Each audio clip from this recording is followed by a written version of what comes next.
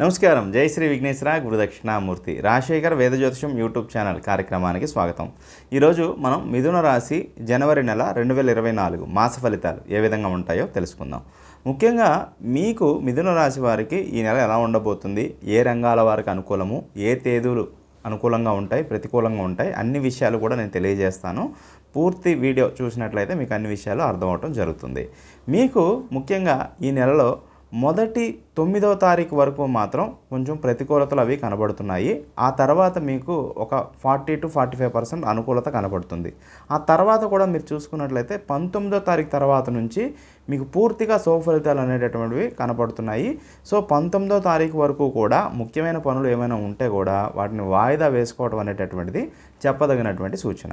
So ముఖ్యంగా మిత్రులు కానీ, సోదరులు కానీ, లేకపోతే సిస్టర్స్తో కానీ కొంచెం జాగ్రత్తలు అవి పాటించండి. కొంచెం మానసిక లేకపోతే ఏదైనా చిన్న చిన్న అభిప్రాయ భేదాలు ఇట్లాంటివి రావడానికి అవకాశం ఉంది. ఆరోగ్యం పట్ల కొంచెం జాగ్రత్తలు అవి పాటించండి. నెక్స్ట్, మీకు ప్రతికూలతను కలిగించేటటువంటి తేదీలు 12, 13, 14 తేదీలు అంత అనుకూలంగా లేవు. ముఖ్యమైన పనులు ఏమైనా ఉంటే కొంచెం వాయిదా వేసుకోవటం అనేటటువంటిది చెప్పదగిన సూచన.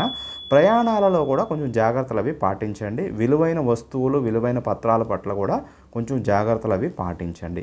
గురువులు, పెద్దలని బాగా గౌరవించడం అనేటటువంటిది చెప్పదగిన సూచన ఈ నెలలో మీకు.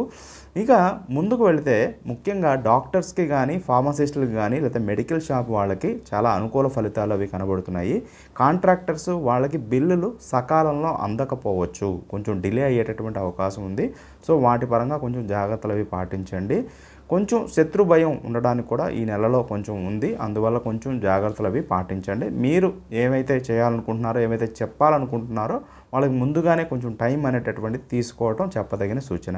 డైలీ ఫైనాన్స్ వాళ్ళకి కూడా కొంచెం ప్రతికూలతలు అవి గోచరిస్తున్నాయి. కొంచెం మీ పరంగా మీరు తీసుకోవాల్సిన జాగ్రత్తలన్నీ కూడా చూసుకోండి. హాస్పిటల్ సందర్శనం కనబడుతుంది. ఆకస్మిక ధన వ్యయము, అదేవిధంగా అనుకోని ప్రయాణాల్లో కూడా కొంచెం ఇబ్బందులు అవి కనబడుతున్నాయి. కాకపోతే కొంతమందికి మాత్రం శుభకార్యాలు ఇట్లాంటివి కొంచెం అనుకూలతలు కనబడుతున్నాయి. ఏది ఎలా ఉన్నప్పటికీ కూడా మీకు 9, 10, 11లో ఉన్నటువంటి శని, రాహు, గురువులు ఖచ్చితంగా మిమ్మల్ని కాపాడడానికి ఎక్కువ శాతం అవకాశం ఉంది. ఉద్యోగంలో కూడా కొంచెం ఇబ్బందులు అవి కనబడుతున్నాయి. సాఫ్ట్వేర్ రంగం వాళ్ళకి కూడా కొంచెం స్తబ్దత, కొంతమంది బెంచ్కి మీదకి రావడానికి కూడా చాలా శాతం అవకాశాలు ఉన్నాయి. ఆర్కిటెక్ట్, కన్స్ట్రక్షన్ వాళ్ళకి మిశ్రమ ఫలితాలు అవి గోచరిస్తున్నాయి. ఫ్యాన్సీ షాప్స్ ఇట్లాంటి వాళ్ళకి మిశ్రమ ఫలితాలు గోచరిస్తున్నాయి.